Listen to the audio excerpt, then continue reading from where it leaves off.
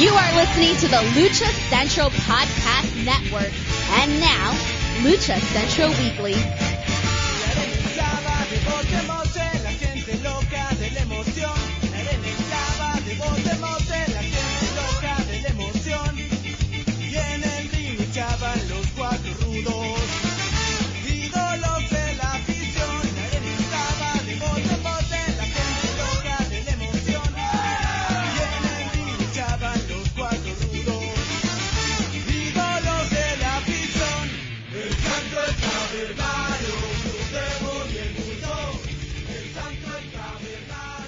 Welcome to another edition of the Lucha Central Weekly podcast. This is the podcast that covers news and events happening in the world of Lucha Libre, talking Mexico-based promotions and top independents, along with luchador-related news from throughout the United States. The Lucha Central Weekly podcast is part of the Lucha Central Podcast Network on luchacentral.com. This podcast and others from the network are also available on all major podcast streaming platforms, including iTunes, Spotify, iHeartRadio, Podbase Speaker, and more. My name is Miranda Morales, and I'm one of the co-hosts of the Lucha Central Weekly podcast. And let me bring in the rest of the team. Introducing first, he is the dashing one, Mr. Dusty Murphy. Dusty, how's it going? It's going fantastic. How's it going for you, Miranda? I'm doing well. We got a really interesting show to go over. A format has a little bit of a mix of everything. So I'm super excited, but I can't get too ahead of myself because we can't do this without the third member of this team. And that's who? Who?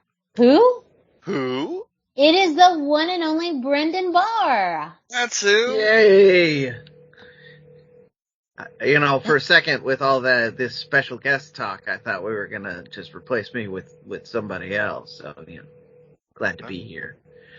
It's not the true trio without this trio. We are the original trio.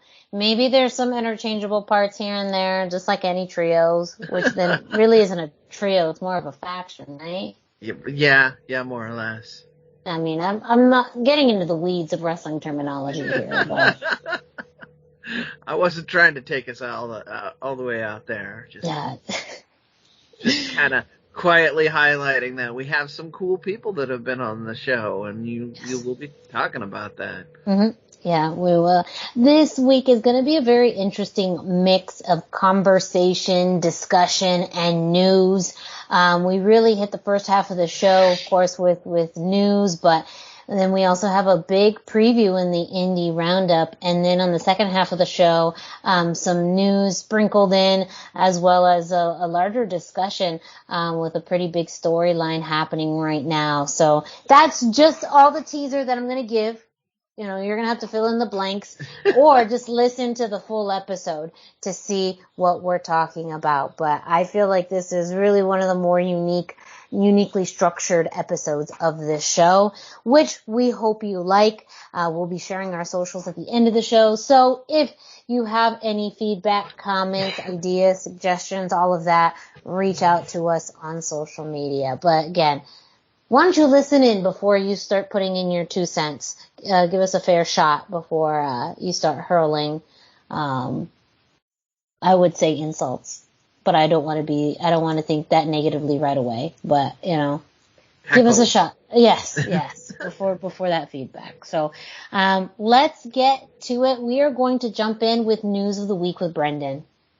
So unofficially this week's news of the week was brought to you by GCW because, while I was getting ready for news of the week and researching GCW's upcoming show, the big one that we will talk about in a second, I realized they have a show going on this weekend. So on Saturday, by the time you're listening to this, that'll be tomorrow, they are going to have, GCW is having a show. I believe it will be on Fight, and it will have feature El Hijo de Vikingo versus Alex Zane, and El Macizos are going to defend their tag team titles. First off, we need to talk about that. El Macizos are the tag team titles of GCW. I think I covered this ages ago, and then we just I forgot to follow up and see if they were still doing anything. This is the DTU team of Medio, Extremo, and Ciclope. So they are mixing hardcore style, which is what GCW seems to thrive on, with Lucha Libre, just like they did in DTU. And they seem to be doing really well with it. They're getting extremely popular. So they'll be defending there. They also have been announced for several other matches coming up. So those of you that are major GCW fans, start dropping me some results in the box. If you're at the show, send me some highlights. But, so yeah, that's this weekend on the 4th. Vikingo versus Zayn and Macizo is defending the tag titles. The show I was referencing is, they have the upcoming World on Lucha, which is going to be SummerSlam weekend. This is the one sponsored by Gringo Loco, and, that'll be on the 1st. It's also going to be live on Fight TV, which Miranda and I were talking about off air. I think that's how I'll do it this year. I'm probably not going to go down to LA, but I think will be good there. So maybe we can all chat together while I'm huddled around the laptop. And that's going to feature a couple of people. So far, they've announced Sexy Star and Dulce Tormenta, who I'm going to assume are going to be in a match together. But the announced matches that we've got are the El Macizos are going to go in there against La Family de Tijuana. So already you're starting with a match announcement that promises a maximum amount of violence, as well as some Lucha Libre history. So hey, I'm here for that. Negro Casas has been announced. He's going to be facing off against Tony Deppen.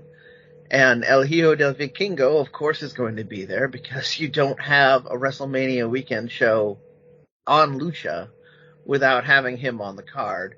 But get this is where it gets fun. You're going to have him in there against Laredo Kid, who's kind of finally returning to matches from the sounds of it. So, super exciting match. So that's what I've got for. Did you have any other matches that you saw when you looked, Miranda? Those were the 4 that I could find. Yeah, those were the 4 that I could find. The only thing I wanted to add was something that we talked about off air, was just believe this is Vikingo's first match back, at least big match back since his surgery. So that's also a pretty big deal to have this matchup for World on Lucha. Yeah, I mean, all the more reason to get this going. We've got people, big names. This is some big returns happening. It's going to be a good time. Again, that's going to be on 4/1. It's part of the collective weekend if you are in Los Angeles, but also it'll just be on Fight. And then I was told Dusty this. I'm just going to throw this out there for fans on that are a little further east of me. They have announced April 23rd, GCW is going to Atlanta at the center stage.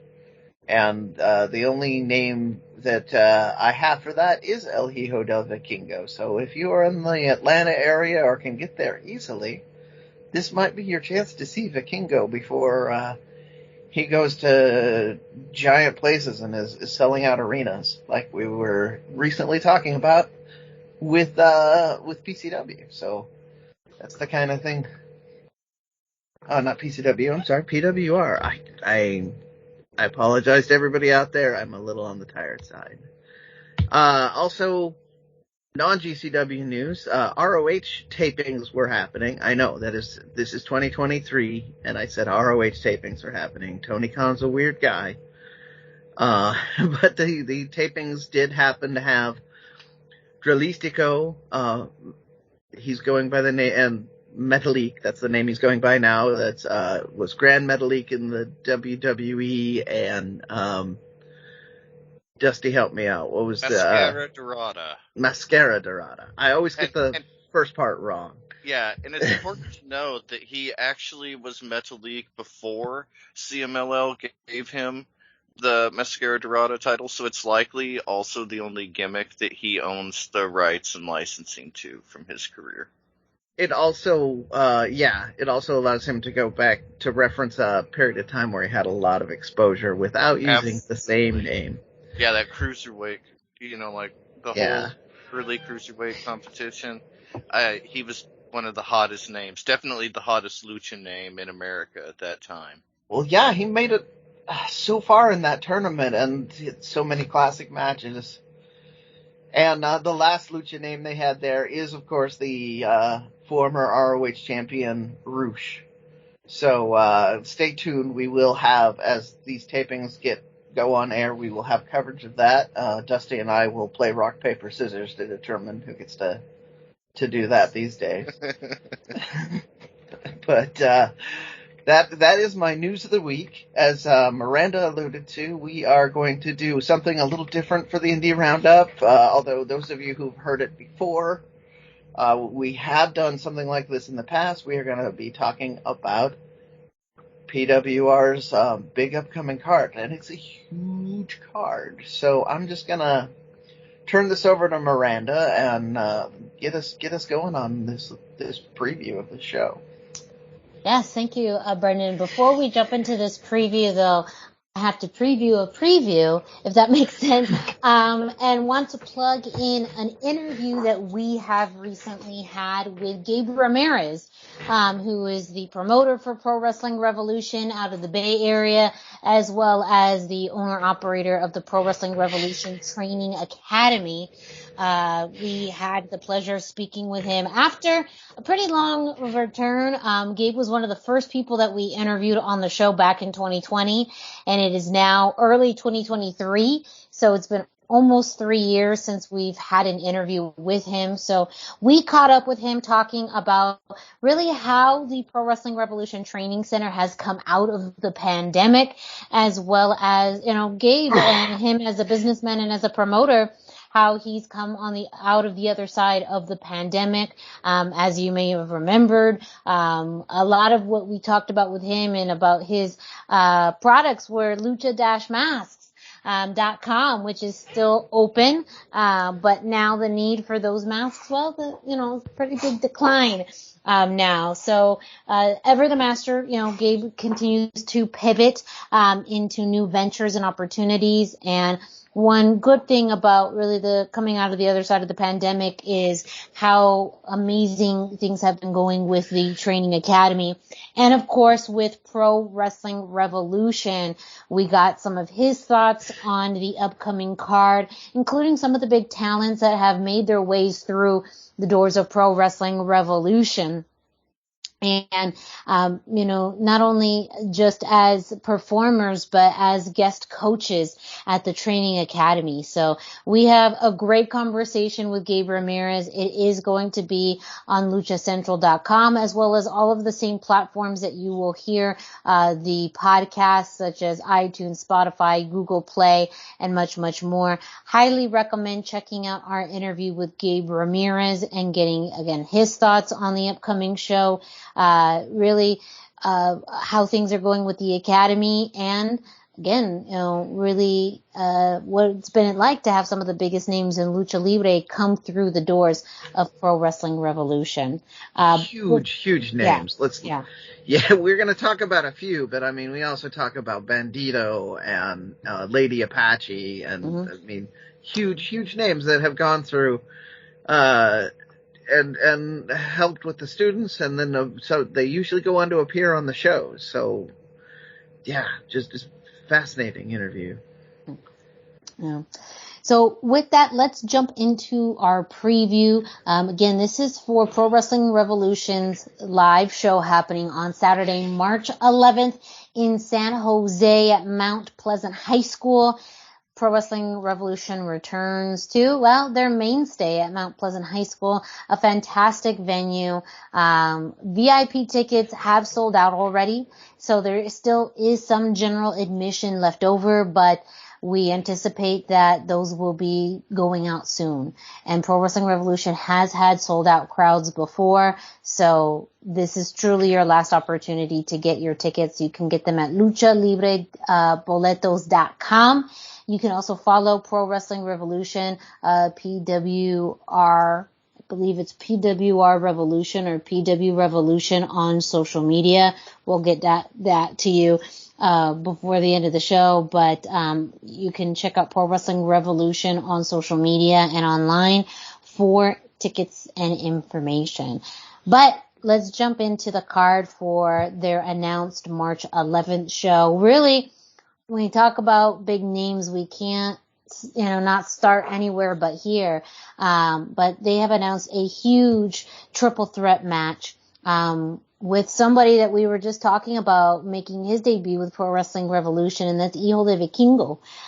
He is set to face Mysterioso as well as Dralistico.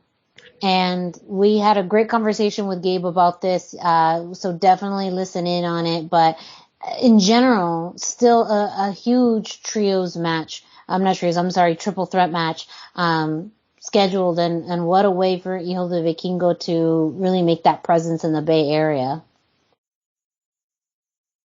Yeah, I said it then in the interview, but I'm just going to say it now. This is, Miranda took exception to me calling it a smaller venue, but I was referencing WWE-sized arenas. Yes.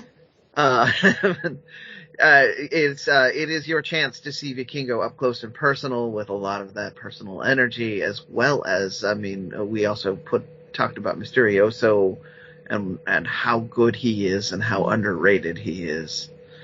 So, I think we covered the subject really well over there. Yeah. Well, and also, really, this is going to be a standout match for Dralistico. This is really now, he's on the singles run right now in Pro Wrestling Revolution. We're going to talk about the tag team situation in just a moment, but this is also kind of a coming out match for Dralistico, as now really being this independent performer. I mean, he's had a really great run in Japan recently and riding high on that success. So I think it's a big turning point for him as well. Yeah. Again, I'm going to refer people back to the interview because Gabe also accurately points out that he had a huge amount of success as a singles wrestler before coming to the United States. He primarily was being used as a tag team and faction wrestler when he's up here, but to your point, this is him breaking away from that to the American audience. So, he covers that really well. Oh, sorry, Dusty. We are just going crazy over here, not letting you get in any words there. No, I was going to mention the same thing. That Gabe, he really does a beautiful job of kind of laying all that out in a way that you just it's worth checking out the interview for that alone, in my opinion. Yeah, agreed. But, we've been talking about Hijo de Vikingo, coming to these spots all throughout the U.S. This is something that Pro Wrestling Revolution has been wanting for quite some time, and now he's coming. So, Hijo de Vikingo making his debut in the Bay Area. What else can you say about that? There's not a lot else at this point. Yeah. So we're going to jump into our next match, and I just briefly talked about the tag team situation with Pro Wrestling Revolution, and we've talked about it on the show, but the former tag team champions for Pro Wrestling Revolution were Dralistico and Dragon Lee, but for any of you who have the internet or have listened to the show before, Dragon Lee has had a situation where he signed to NXT, and him and Dralistico vacated several tag team championships that they were holding, including the Pro Wrestling Revolution tag team titles. So with that, we now have vacant tag team championships, and Pro Wrestling Revolution is not going to make it easy for the next champions, and that's because they have set up a triple threat tag team match to crown the new Pro Wrestling Revolution tag champions. You have the team of the Los Elementos, which is Rey Oros and El Viento. Of course, the team of the Border Patrol and Luchas Solos. Archangel Divino and trying to remember the other name. Trying to remember, but anyways, I didn't write it down. These are the we talked about them way back in the day, And Ultimo, wrestling in the streets. Yes, Ultimo Maldido and Archangel There we go. Divino. Yes, Ultimo Maldido and Archangel Divino, Lucha Solos. They've had a really great presence with Pro Wrestling Revolution. One of the best tag matches that I've seen in Pro Wrestling Revolution at the last show. And they were just, so close previously to getting their hands on the tag team championship. So this could be their time. But I mean, you have a lot of different scenarios playing here. You have Border Patrol, who were the previous tag champions, also in the running, and then you have really a newer team, but also a really gifted team of Rey Horus and El Viento. So it's truly up in the air for me on who will win these titles. That is the thing that I love the most about this match, is that there's no, because of the situation on it, there's no guaranteed winner for this. There's no, those people that are educated fans can usually look at this kind of thing and have an idea who's probably going to win. But no, the Border Patrol is just as likely to win as either of the two Lucha teams, despite the fact that the fans in that particular stadium are not going to want to see that for a second. Mm-hmm. And then you have two fantastic Lucha-based teams with two very different kinds of styles. Yes.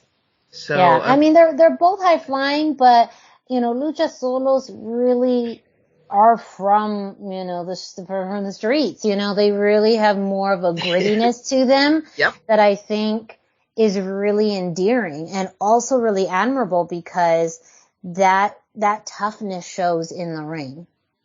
And Rey Horus brings a lot of Lucha tradition with him, which is kind of where I was going, because he's from a Lucha family. I mean, for those of you who don't have to bring it up again, who don't have the internet, he kind of trained with Rey Mysterio Sr. and was a long time was just being compared to Rey Mysterio Jr. because they're cousins, I believe. But you have High Flyer, but with kind of a traditional vet. You have these young, hungry kids from the street, and you have the chaos that is the Border Patrol. And again, Gabe breaks it down way better than we're doing. So definitely check out. Well, one thing we didn't do that I want us to try and do on this show is let's pick a possible winner here. So from your guys' thoughts, who do you have winning this tag team triple threat match? Go ahead. Libre. Okay. Oh, dang. Dusty didn't even hesitate. No, he was I ready didn't even for that finish getting the question out. Yeah, I mean, the heel tag team. There's so much they could do there, and and the Lucha stories write themselves. I really love the idea. I just think there's so much they could do. I love a heel champion of any kind, but they have such a white hot heel heat when they do their thing that I find it exciting and promising. It's just anything they do, I guess. But the idea of them as champions, I think, is wonderful. There was a lot that came out of their first tag team championship run. I had the I'm not going to say pleasure because I wasn't happy to see them win, but that's a good way to phrase it. Yes, I was there for when they won live, and it was definitely a moment. And that's a very strong choice. I mean, just to be different on there, I think that the Elementals would be an interesting choice on this one. Oh my gosh, you guys have read my mind. My pick, honestly, was Lucha Solos. I am going in that direction because I saw how well they competed in their last tag team championship opportunity. And I truly thought that they were going to win those titles. So I think that this is their time now. So the fact that we have each picked a different team to win this, it will be fascinating. Yes, in true trios fashion, yes. Well, to explain where I'm at, I agree with you that the Solos are on a fantastic run. But to Dusty's point, a heel tag team is only a championship is only as good as the faces that are chasing. Mm-hmm. Yeah. And I think the stories they just themselves. Yeah. Right. And I think that the surprise choice then is to have the team that will shock the crowd is the team that does neither of the other two, and then you have them maybe kind of fight each other for a little bit over who gets to face the champs next. So that was my thinking. Yeah. Oh, really good point. Really, really good point about booking. And that's the thing too. These teams truly could fight forever. Mm-hmm. That is something that truly could happen. So, regardless of the outcome, whoever wins is now, the top of the tag division in Pro Wrestling Revolution. And there's plenty of teams, at Pro Wrestling Revolution, around the U.S., around the world, that would be ready to step in for an opportunity at those titles. Yeah. The number of tag teams that could show up as a result of this situation is mind blowing. And we talk again.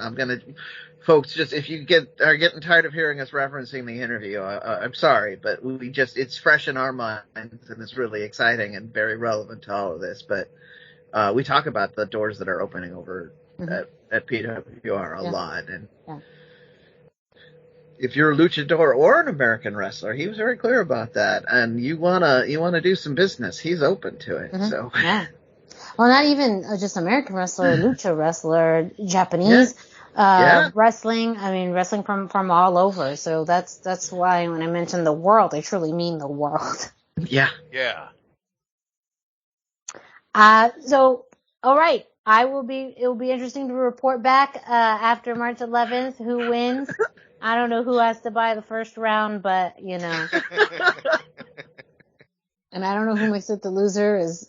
Whoever takes the pin. Whoever takes the pin. There you go. All right. That's the bet.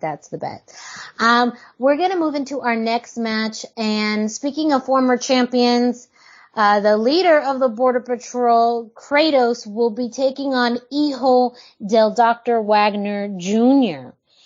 And previously, a few shows ago, Kratos was the Pro Wrestling Revolution heavyweight champion, however, lost that championship to Dr. Wagner Jr. So now he's going to be facing Hijo de Dr. Wagner Jr. And I mean, slobber knocker, hoss fight, big boys, however you want to classify it, you have two incredibly strong men. And one thing to Kratos' credit is that, I mean, you would think he may be out of his element, but Kratos knows how to wrestle more styles than, one would think. He has experience, with, of course, New Japan Strong, appearances in the NWA, a staple within Pro Wrestling Revolution. So he's familiar with a multitude of styles. And so I think that really gives him an advantage that some people wouldn't think of. And I think he also has a point to prove where he was beaten by Dr. Wagner Jr. Now this is his chance to kind of exact some revenge on the man and the family that, now has possession of, his, what he would consider his Pro Wrestling Revolution, heavyweight championship. I mean, we go. This is the one that needs the least hype on it because everybody who has seen either of these guys knows that. I mean, you referenced it, the Haas fight. They're both very skilled guys. I mean, obviously, Dr. Wagner Jr. is a multi-generation wrestler. Wrestling is literally in his blood. They probably give each other hammers for Christmas. So there's only so much we can do to really talk about this one because it's just one that you have to see. To your point, both of them are seasoned, experienced wrestlers. It will be interesting to see if they start with the brawling or if they go to the brawling. How do they, how do you get to that? I could see it go different ways. I think it's really what is their mindset coming into this match. I know, as Brendan said, you may hate the fact that we keep referencing this interview with Gabe, but definitely listen to it because how this match came about is much different than what I had thought. I thought, it came about of just, Kratos had lost, the championship to Dr. Wagner Jr. and an opportunity came to face Hijo de Dr. Wagner Jr. and here we are. But that's not how it came about. So listen to the interview and really get an understanding of how we got to this match. Because it's not just about Kratos. I absolutely believe it's also about Hijo de Dr. Wagner Jr. wanting to face some of the best talent here in the U.S. and you truly are getting one of the best in Kratos. Yeah. There is a lot more underlying story that I look forward to hearing your report on how this plays out on this one, because unlike the other one where we all are invested in the outcome, the actual how this match happens is going to tell us so much about the future. Yeah, great. Our next match is our women's match. The Pro Wrestling Revolution Women's Champion, Lady Apache, is going to be facing Charisma. Now, this is a non-title match, but really what it comes down to this one is Lady Apache is someone that Gabe mentions in the interview as someone who has been a guest coach, who has helped teach the students at the Pro Wrestling Revolution Training Academy, and one of the only females in the entire school is Charisma.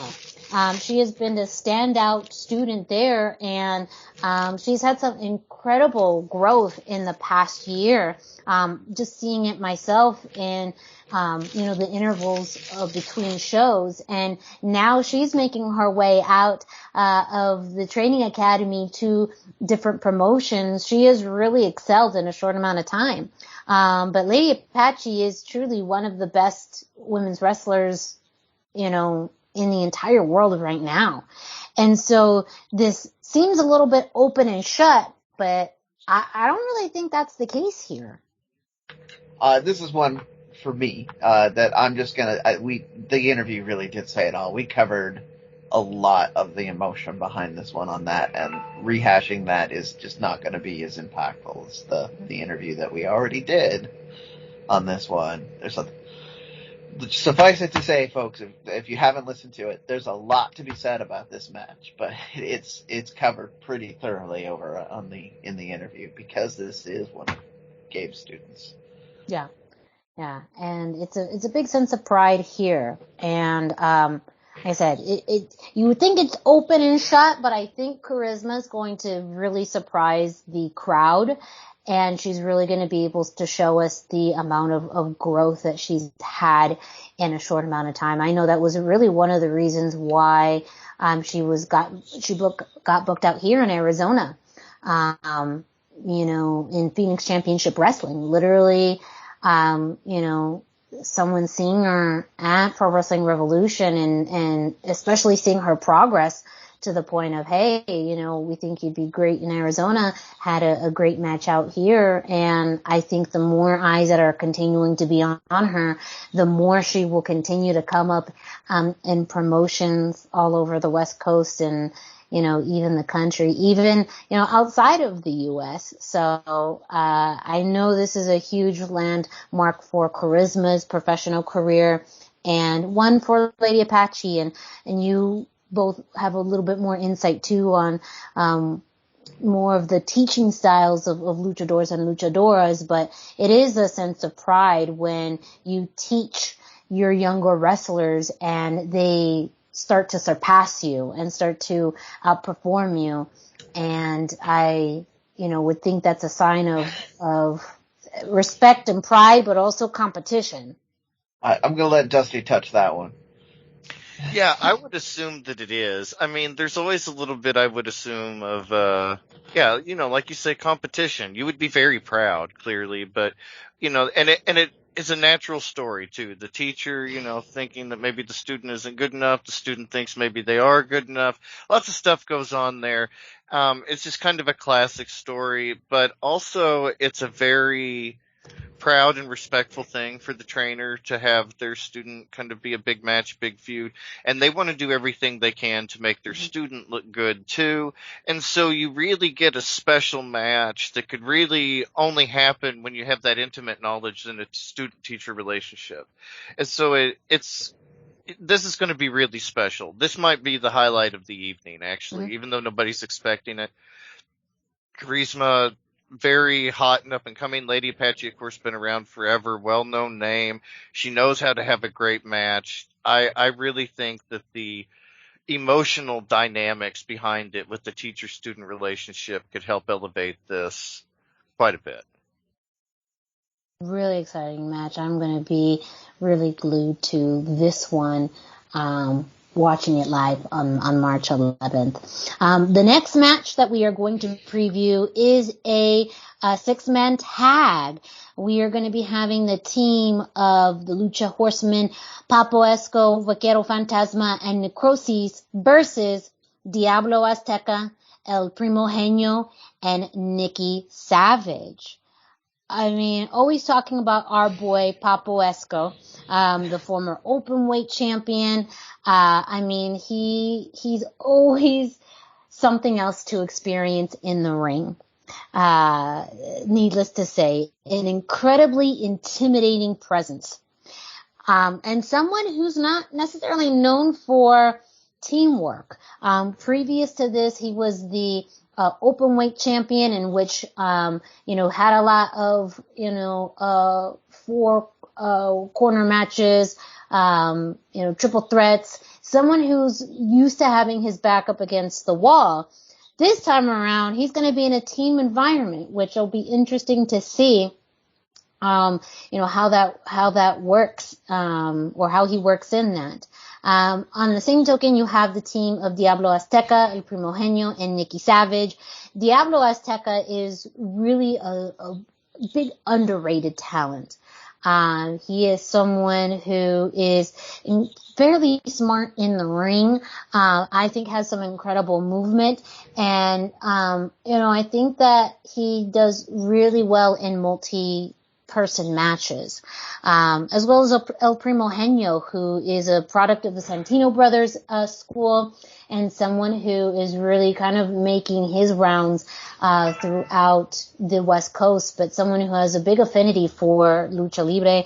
And Nikki Savage, a product of the Pro Wrestling Revolution Training Academy. I believe this is his second match on the Pro Wrestling Revolution kind of main card. Second or third. And so very young, but also a really big presence as well.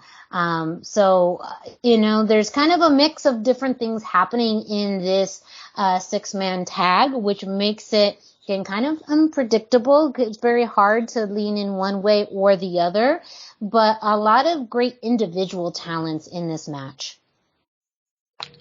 Well, that's just it. You don't take the Horseman name lightly, even in the Lucha world. You don't just call yourself a Horseman, and not have something to back it up. But you've got a nice, the story here, before you get into anything that you've seen from either any of the shows, and you're the only one that's seen that, but just from the names that I saw and the names that they've taken as teams, you've got the experienced team versus the younger up and coming team. I don't know what pride is on the line. There's always some level of pride on the line in lucha. Let's be honest about that. But I know that the Horsemen are not going to let this young team win easily, and with Papo Esco involved, there may be a little more shenanigans involved too. So I don't know. Dusty, I'm going to tag you in on this. Do you have any thoughts on either of these teams? I just agree with you. Whenever Papa Esco is around, you cannot trust him. He is a dirty, low down man. Oh, The kind of evil wrestler that you just love to hate. Like I think he does abuse. I think you should say that to his face. No, he kicked shit out of me. I think you should say that to his face because I've literally been overshadowed by him. He has eclipsed me as I have announced him, and his physical presence is it is very intimidating. Mm-hmm. Very intimidating, but you do you, Dusty. You say what you want to say. See, Dusty I has live the luxury furthest away from him, of so I get to not be being brave. anywhere up the West Coast. So he can say this. A brave man, brave but smart man, Dusty. Also, I mean, Miranda, you and Papo have kind of an informal bond. I think you're the last one of the trio that he will hurt. So that's also true, but that's also because I don't mess with Papo like that, you know? I don't play. Not with Papo. Obvious size, and he's bigger than me, he's taller than me, he's stronger than me, he can be louder than me.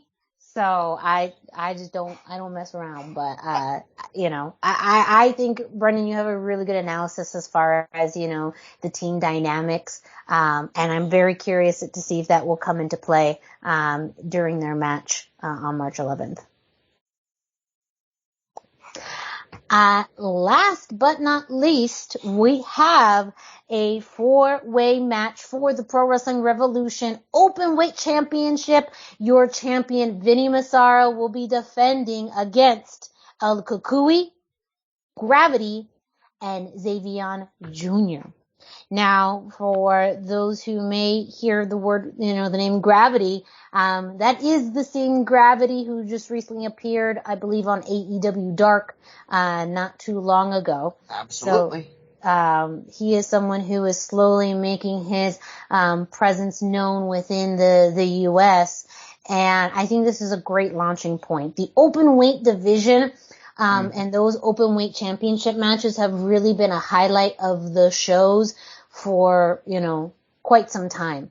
And this truly is this, tier here really does help, talent get into that next level. And you have someone like Vinny who is, not only a trained wrestler, but a coach. So, he knows that he's been there. He's done that. So, because you did I'm going to have to ask you this question since you've been there. Is this happy pizza-eating Italian guy, Vinny, or is this grumpy old man, I'm going to teach these kids a painful lesson, Vinny? A little bit of both. The pizza is involved. He's happy for the pizza, but, depending on who's in the ring, depending on his mood that day, it could be for his opponents, and for the crowd, it could be a bad one. Yeah. So I think it's leaning a little bit more to, the grumpy Massaro. But everyone loves pizza. So, I can't, it's hard to say. You get two distinctly different experiences based on where he, basically which of those two moods he brings to the ring with him. Yeah. So that tells a lot of the story for what he's going to do. But I wanted to bring it back to Gravity for a second here. We've talked about him with Big Lucha on the Indie Roundup.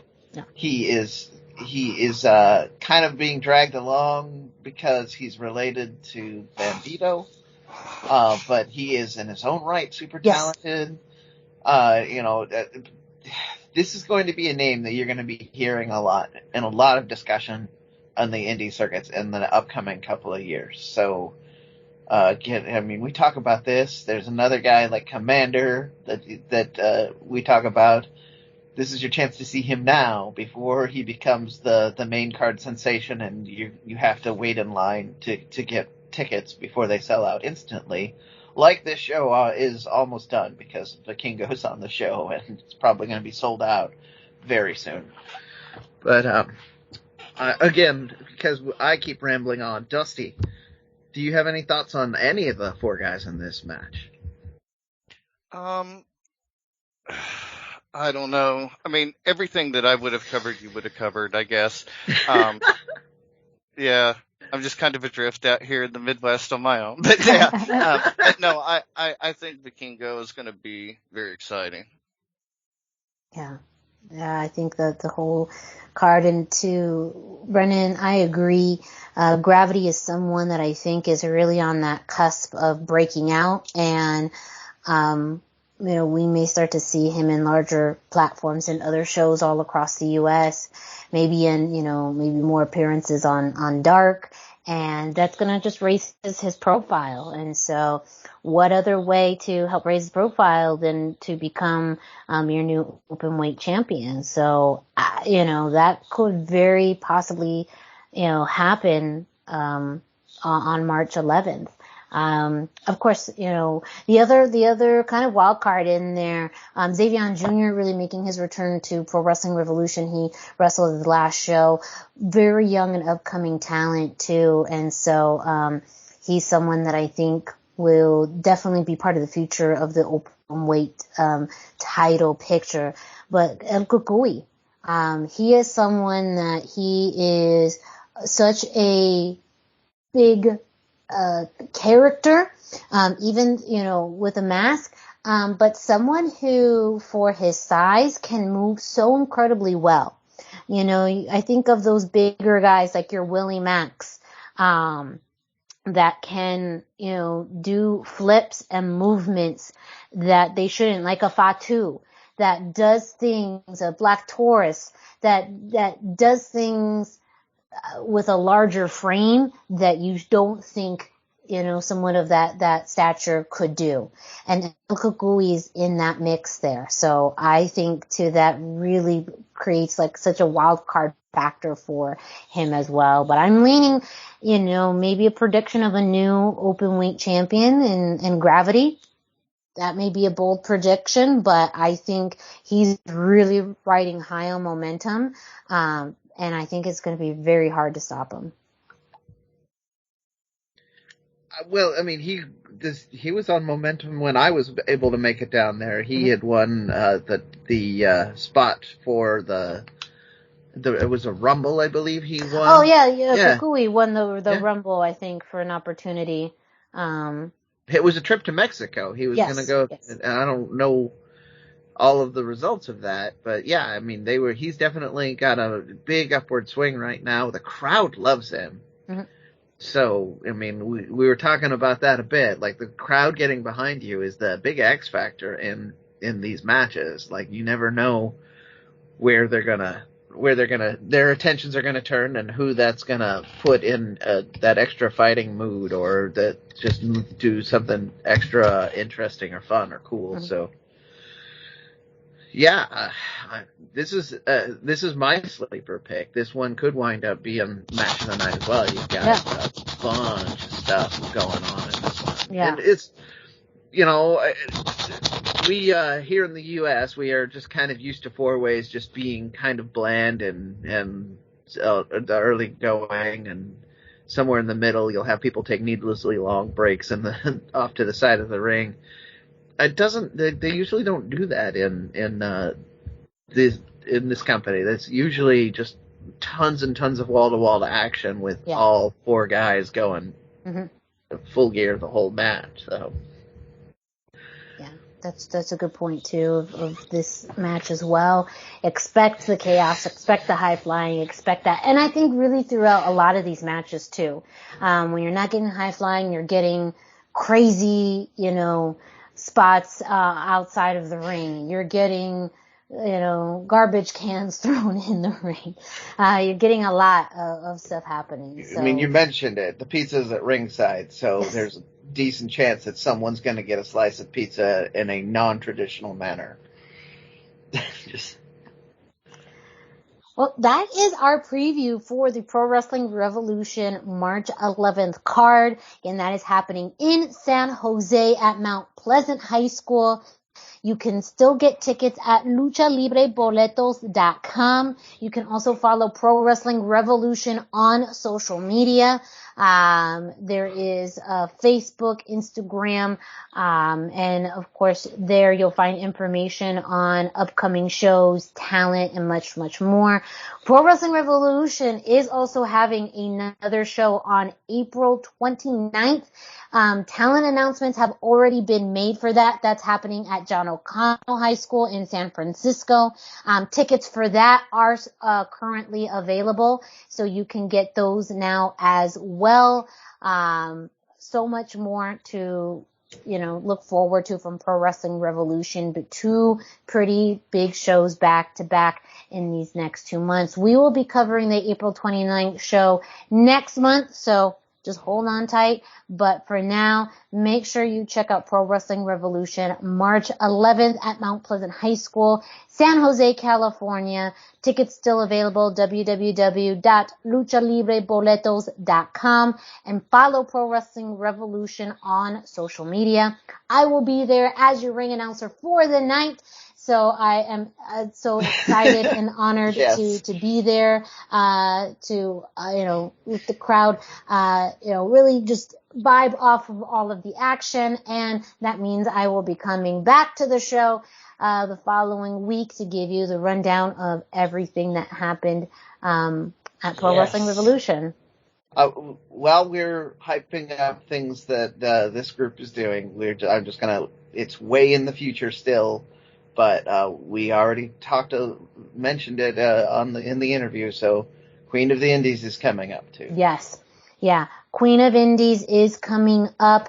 That is happening on May 13th, and talent announcements have already been made for Queen of Indies as well. It is a joint venture with West Coast Wrestling, West Coast Pro Wrestling, and Pro Wrestling Revolution. So you're going to be seeing talents from really all over the indies, including other parts of the world, coming to San Francisco for a Queen of Indies tournament. And, for those of you who are familiar with King of Indies and the prestige and history with that, this is now kind of the beginning of that for Queen of Indies. So I will be at all 3 shows. I will be there March 11th for Pro Wrestling Revolution, April 29th, and Queen of Indies on May 13th. So a busy few months ahead, but that means I'll be, indie wrestling that I'll be able to be a part of and bring back to the show to talk about. We're also going to be, hopefully, doing a preview of Queen of Indies as well. But talent announcements have started to be made on social media, so make sure to check that out. Again, West Coast Pro Wrestling and Pro Wrestling Revolution social medias. Yeah, we will be covering that and more. I just wanted to add to the hype train now, so people that tune in regularly will hopefully tune in more as we cover the announcements and maybe do a preview show for that as well. Yeah, right. Well, that does it for the Indie Roundup. Don't forget to reach out to us on social media for more information, or to share with us information about wrestling events happening near you. We would love to cover wrestling shows happening all over the U.S., not just happening on the West Coast. So feel free to reach out to us if you are an independent wrestler, promotion, referee, announcer, fan, photographer. Any part that you play in pro wrestling, we would love to hear from you, especially about Lucha Libre promotions or matches happening in your area. Okay. So this is where we're going to be taking our break, and we will be back. Let's kick it off to Denise Salcedo, who brings us this week's Lucha Central. Why should you visit thechairshot.com? Thechairshot.com is your home for hard-hitting reviews, news, opinion, and analysis with attitude. Why? Because you're smarter than the average fan. Thechairshot.com. Always use your head. Hey everyone, it's Denise Salcedo here in Lucha Central with a reminder of where and when to catch all of the great network content this week. Get the full lineup and listen to all of our shows in the podcast network section of luchacentral.com. On Tuesdays, Mass Mats and Mayhem takes you inside the world of Lucha Underground as they take you weekly through the series with the benefit of hindsight and the benefit of special guests from the groundbreaking series. Check out the premiere video stream every Tuesday at 2 p.m. Pacific, 5 p.m. Eastern on the Lucha Central YouTube channel and at luchacentral.com. Then listen to it on your favorite podcast platform every Wednesday. Tuesday nights live, it's Wrestle Boss, where Fabi Chulo talks MMA and pro wrestling with special guests and listener call-ins. Visit WrestleBossLive.com Tuesday nights at 7 p.m. Pacific to listen live or call in with questions or download the show on podcast platforms on Wednesdays. Wednesday nights live on Facebook, it's Spanish show La Mesa de los Márgaros, giving you both the news and the chisme from around the lucha world. Special guests and a whole lot of fun make it one of the most talked about shows in Mexico. Thursdays, it's Straight Out of the Bodega with Papo Esco and PWR promoter Gabriel Ramirez as they have guests from throughout the wrestling world pull up to give an inside look into their careers.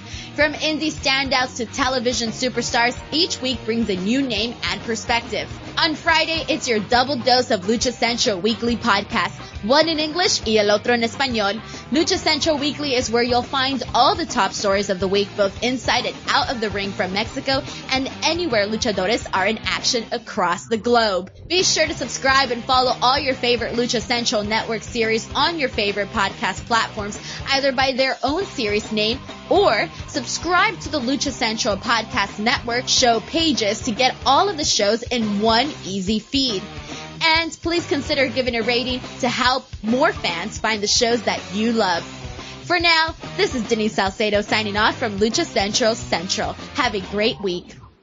Lucha-Masks.com by Pro Wrestling Revolution, bringing you, in partnership with Mask Republic, the Lucha Brothers, as well as Japanese legend Ultimo Dragon. Go to lucha-masks.com and fight Lucha Strong with masks from your favorite Lucha legends and Pro Wrestling Revolution luchadores. Stay safe in style and represent your favorite luchador. Get yours now at lucha-masks.com, powered by Pro Wrestling Revolution. We are back. And now that we've gotten all of that talk out of the way, we got two big stories to talk about, discussions. Again, this format for this show is a little different, bringing you news, discussion, all of that. So a different format, but I still think we're covering so much this week. We hope that you enjoyed the show. We hope you enjoyed our preview of the Pro Wrestling Revolution March 11th card.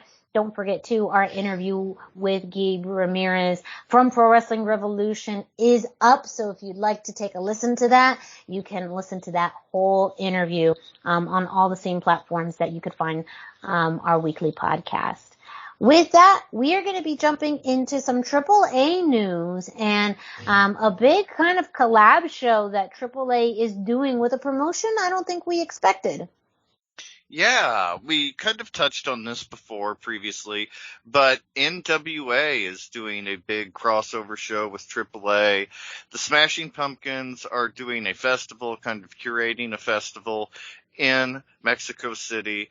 So Billy Corgan, who of course is the frontman for the Smashing Pumpkins and also owns the NWA, he was in charge of curating this. The Smashing Pumpkins are headlining, but he's bringing Interpol and Turnstile. Peter Hook from New Order and Joy Division will be there. Death Heaven, The Warning, a bunch of bands. But as part of this, he's bringing the NWA to Mexico City, and they're having a big super show with AAA. And this is like a huge festival. I didn't realize until I was doing research for the show what a big deal this festival is. Like, it's a big deal. People from all over South and Central America are planning on attending. And so this actually elevates AAA more, and NWA more than it does the Smashing Pumpkins. It does a lot for them to be seen by this international crowd. This is just a big piece of it, but very cool. It'll be March the 4th, 2023 in Mexico City. And the matches on the card, we have the NWA team of Homicide and Scion versus Commander and Octagon Jr. Then we have a mixed tag team match with the NWA team of Aaron Stevens and Natalia Markova versus Aries and La Hydra. Next up, we have a singles match between Sal the Pal and Jack Cartwheel. Then we have a singles match for the NWA World Women's Championship. Camille will be defending against Lady Flammer. Next up, we have a trios match for the AAA World Trios Championship. Nuevo Generacion Dinamita, that's El Cuatrero, Sansone, and Forastero versus Tom Latimer, Chris Masters, and Kratos. Very cool match there. Next up, we have one of the more exciting matches on the card. Tag team match for the NWA World Tag Team Championship. The champions, La Rebellion, Bestia 666, and Mecha Wolf. Damian 666 will be joining them, apparently. And they will be competing against Blue Demon Jr. and my favorite AAA wrestler, Mr. Vampiro himself. And very exciting. The world is a vampire. Yes, and Vampiro will be there. It could not be a vampire. This just writes itself. This just writes itself. Without Vampiro, it's a contractual obligation, I'm sure. If he doesn't have that in his contract, he's a fool. You've got to get that in your contract, Vampiro. Any vampire-themed wrestling show, you should be there. Absolutely. Especially in Mexico. Yes. Yeah. You have to. So, after we talked about this, I just had the realization, because Corrigan's the right age to think of this, too. This takes me back to the old rock and wrestling days of the WWF, like back before when they were still fighting the Pandas. Cyndi Lauper and all of the music talent that was going on, like WrestleMania 3 in particular, that era. It's just, and this is the historic NWA with some interesting things. I'm wondering if that was in his head when he decided to do this, but it's really cool. I'm hoping we'll get to see some kind of music, maybe some live entrance themes. They haven't really talked about how the music will play into it, but this is part of the music festival, so you would think it has to play into it to some degree. I would hope so. I would hope. Yeah. Yeah. If you're going to have all of that, you should absolutely have the integration of the music. I mean, it's a proven formula that too. Again, referencing the rock and wrestling, like it works. It works well.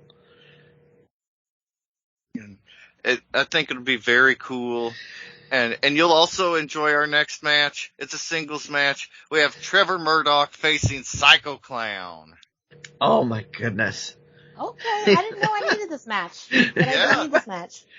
Well, yeah, you don't know but when you think about it, it makes perfect sense. You've got two guys that are big hosses. They both are good technical wrestlers, but they both can brawl. Like, I mean, it's almost a mirror match, except for one of them is a clown. And I don't mean that as a derogatory thing for once. Yeah. One is actually a clown. A literal clown. A psycho clown. And then our main event for the evening will be a singles match for the NWA World's Heavyweight Championship.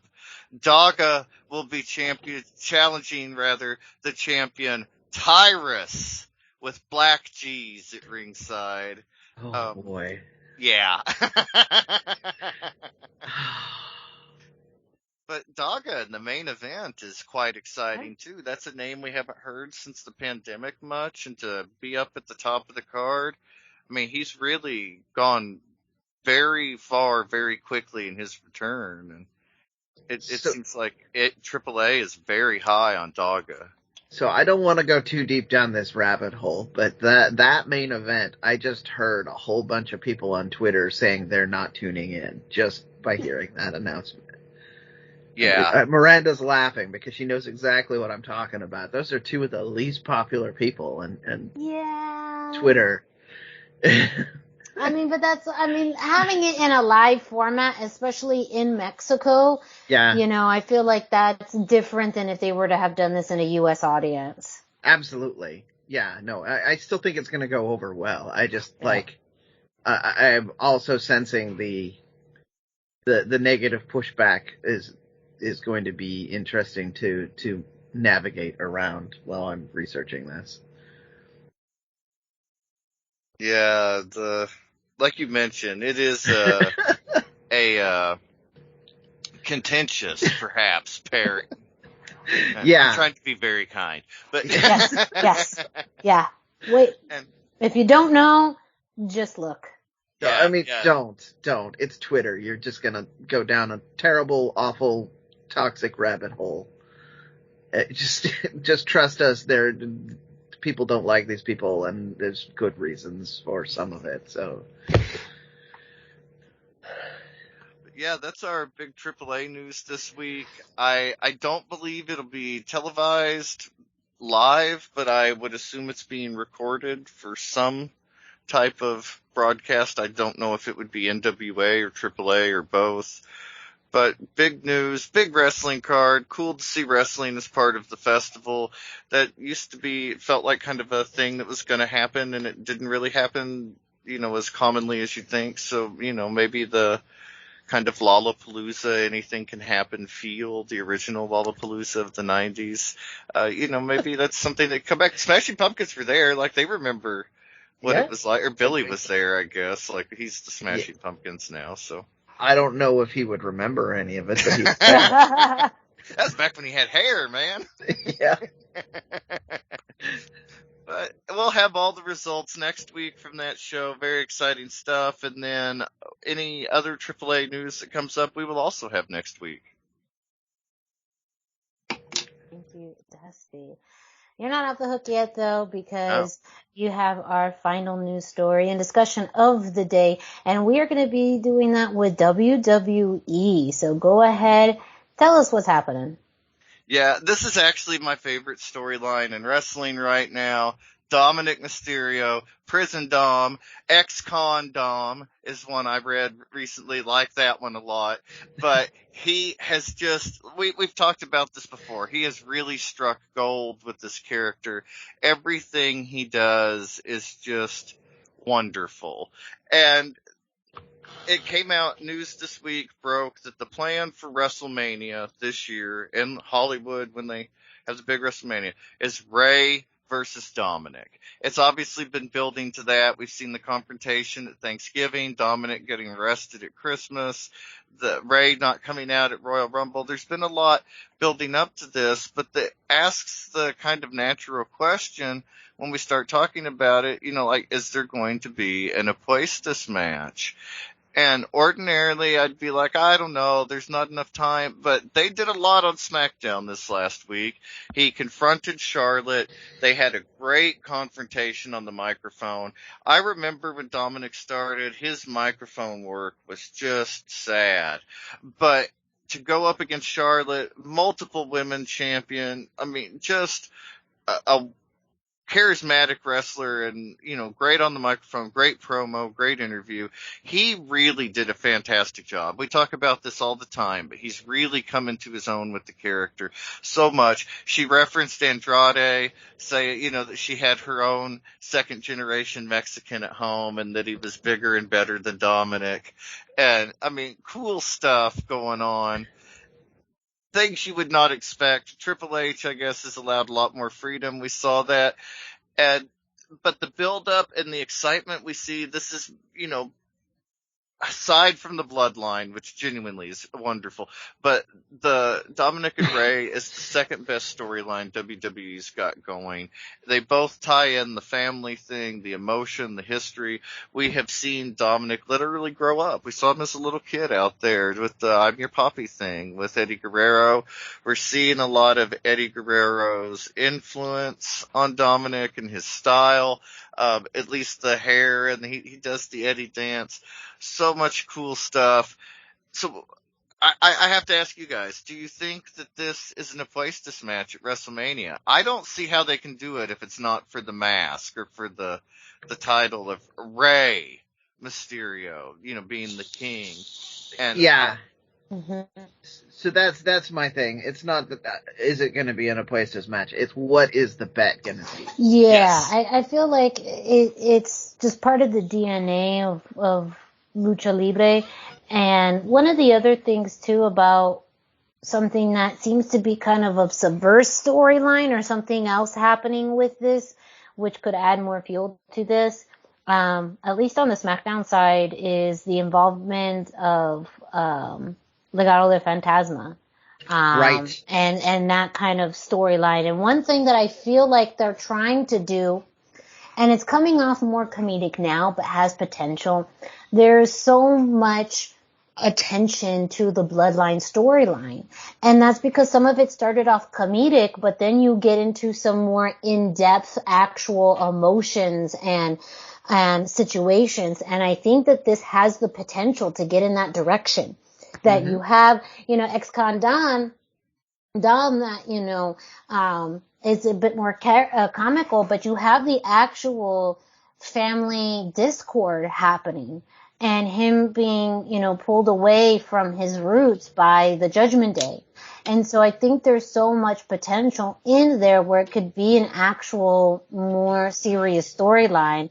And I think one thing that Santos Escobar could bring to that is more of that context of lucha libre and more of an ally to Rey Mysterio fighting this fight by himself. So there's just been a lot of story and even video references, whether that was through WWE.com or YouTube, with Santos and Rey having discussion back and forth and some spots on TV. But I feel like that's an added element to it that could add to part of an apuestas, whether it's a tag match of sorts that could come if it's not one-on-one.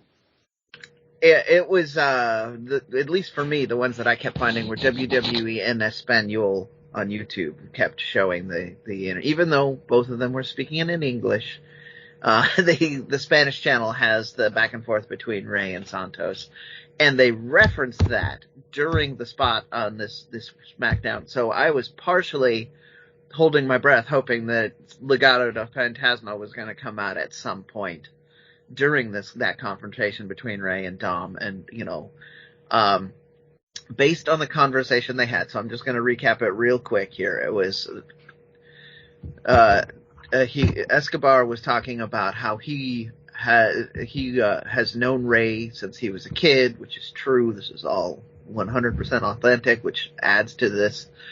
And he wanted to be Rey, and so I'm wondering if that reverence for Rey Mysterio as a kind of a hero figure for him is going to play into it. As I referenced in NXT all the time, he would always say this is about legacy, tradition, history. Whenever it's in the name, legado. That's the legacy of the So, I'm expecting that there's going to be some involvement in there, and maybe we won't get a straight up apuestas match. Maybe we'll get a 3-on-3 with Legado del Fantasma and Rey versus Dom and two members of Judgment Day. Right? There's so much that can go on, and he's and Santos' part in it is the part that I could potentially be the most interesting thing that makes this to that next level story. Yeah, I agree. It's what really kind of gives us the chance to go from like a really cool WrestleMania story to maybe being the definitive Lucha Libre story in WWE. Right now, I feel like the one that everybody thinks about is the, I'm Your Papi story with the feud between Eddie and Rey. But now that Dominic and Rey are feuding, and you have the Judgment Day, and you have the Santos Escobar thing and Legado del Fantasma, there's a lot going on there that I feel like this could be like the Lucha Libre story. We've seen that Triple H knows how to pay off a long storyline and how to make things work with the Bloodline saga that's gone on. Really great stuff going on there. And I think that, like you mentioned, that the Legado could really be an interesting wrinkle in this and help take the story beyond WrestleMania, perhaps, if that's the intention, and blow it off at SummerSlam. There's a lot you could do in those few months between WrestleMania and SummerSlam with Rey and Dominic, and I think that would be one of the more exciting things to focus on, especially if the the titles don't remain with the Bloodline, and that's not a central focus of the storyline going forward on WWE programming, it could help fill a natural vacuum, too, with that same family drama. There's a lot of things going on, different players, people you're familiar with, newer people you're not as familiar with. There's a lot going on in terms of drama and storytelling that I think would make that one of the more captivating stories. And Legado would have to be part of that to help. It really gets exciting there.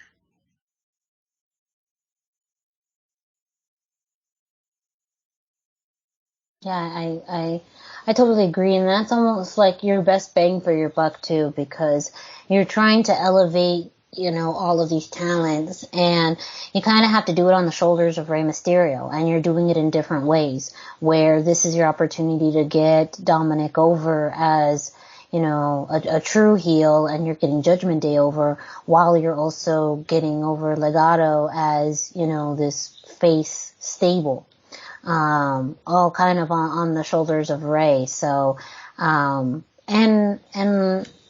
to also, your point about how there's just changes in storytelling and looking at the tradition and culture in a different light. Again, that's why I see so many parallels between this and the Bloodline storyline, as the potential, and you're gonna almost need something else to take the place of the Bloodline storyline. And why not use something, real emotion and a real, dynamic to fuel that.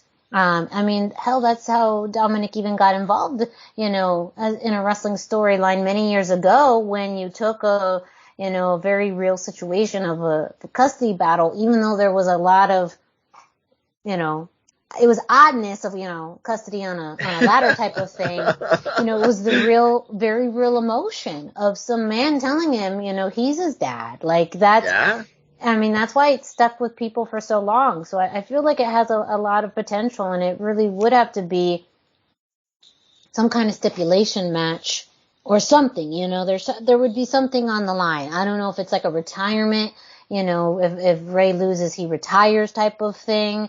Because we also know retirements are not forever in WWE, but that could be, the big dangling thing there that really takes us to the next level. And they're already on different brands, so it's not just going to be a loser leaves town thing, because that's pretty much already there, even though WWE is terrible about not actually having brand separation where people just show up whenever they want.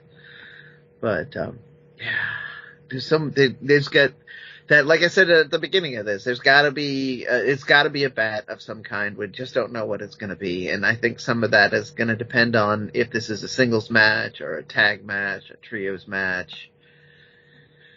And we are speculating that the Legado del Fantasma is going to get involved because they keep putting Santos in situations with Rey, but they haven't connected that dot yet. They've just made it really obvious that they want to connect that dot. So we've got a long ways to go before we can see how this is going to shape up. This could be, to Dusty's point, building towards a SummerSlam thing and not even WrestleMania. Yeah, I think there's just so much story to tell here, and like we've touched on, the emotion of the story, the whole father versus son thing, and then eventually you have the redemption, and the part that makes me feel like it's going on until SummerSlam is Vicky Guerrero quietly announced that she would not be renewing her contract with AEW in June. She had other things to do. Also, they haven't been using her, so or using her the right way. But and if you want to really, get over a heel, like Dominic teamed with Vicky and doing the Eddie thing, like, oh my God, the prospect is just so exciting. It's exciting, but you can go the other way too. Like, you can have Vicky show up and be like, what the hell are you doing, boy? Like, we've already been this. Yeah. It's just so, or, this is not what Eddie would have wanted. There's so many ways that it could go. Like, I'm just getting excited thinking about all the possibilities here.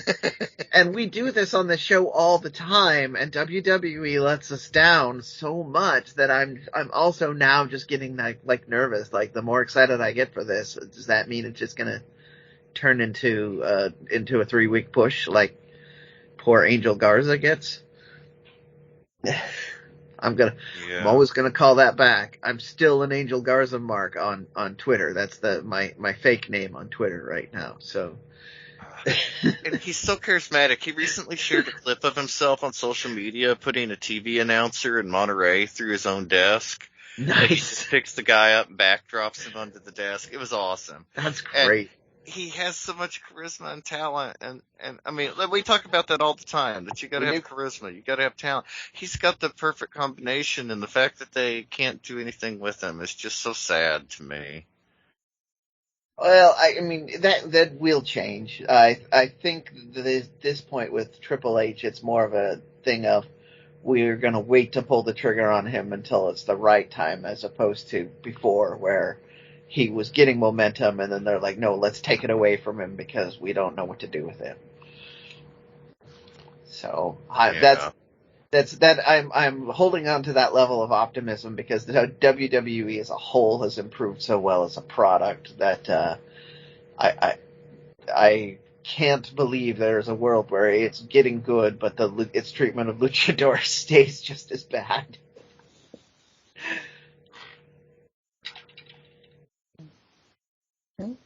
Well, we are going to keep you posted. We'll continue to talk more about this as it develops, as well as all the other news happening in the world of Lucha Libre. And so make sure that you continue to listen to future episodes of the Lucha Central Weekly podcast, which you can find on luchacentral.com. But that's not the only thing you can find on luchacentral.com. Brendan, let our listeners know what else you can find on luchacentral.com. Well, if you're listening to this and you haven't been to luchacentral.com, it really is time to do it. Luchacentral.com is the online home for Lucha Libre, where you can get all of the best news, or the top news in English and Spanish. You can find the best curated video content and original content that's not seen anywhere else. You can find Lucha Libre events that will be happening in your area. You can find photo galleries from top photographers covering Lucha Libre all around the world. It's a place to have your voices heard, from weekly polls to annual awards, seen and read by top executives in all of the major Lucha Libre promotions across the globe. And we've been stressing that this one. We didn't even talk about the fact that Lucha Libre is in Japan this week. All across the globe. And on top of all of that, guess what? It's still free. So there we go. Go to luchacentral.com, your centralized place for all things Lucha Libre. Thank you, Brendan, for that. And while you're at it, don't forget to follow us on social media. Dusty, can you let our listeners know where else they can find you? Yes, I am on Facebook at facebook.com/Dusty Murphy, and I am on Instagram at Dusty Murphy. And Brendan, can you let our listeners know where they can find you? Well, I'm going to do that, but we earlier mentioned that we wanted to do the socials for Pro Wrestling Revolution, and I have that in front of me as well. So they are PW Revolution. They are on Twitter and Instagram as PW Revolution. And you can also go to their website, prowrestling-revolution.com. And then for me, I am 321 T-shirt guy. That is the numbers 321. T-shirt guy is all spelled out. I am on Instagram, I'm on Facebook, and I'm all over the Twitters. And me, Miranda Morales, you can find me at the #Miranda on Instagram and Facebook, # spelled out. And also I skipped over by accident the socials for Lucha Central. So don't forget to check out Lucha Central on Facebook and Instagram, and at luchacentralcom on Twitter, and of course Lucha Central's YouTube page with hours of content that you're not going to find anywhere else. I got out of order because we got out of order. You're out of order. The supporter's out of order. This whole podcast is out of order. This whole podcast is out of order. No, it's just me. But make sure to follow all of those social medias, ourselves, Pro Wrestling Revolution, and luchacentral.com. And of course, our interview with Gabe Ramirez, with Pro Wrestling Revolution is available on all of the, podcast streaming platforms. Check it out. Get a great listen to it because it is a great, great interview. A lot of catching up with Gabe Ramirez, an incredibly smart businessman, a lover of lucha libre, and someone who is really bringing lucha libre to the Bay Area like nobody else. So make sure you listen to all of that. Thank you all for listening to this week's episode. Stay tuned because we'll be with you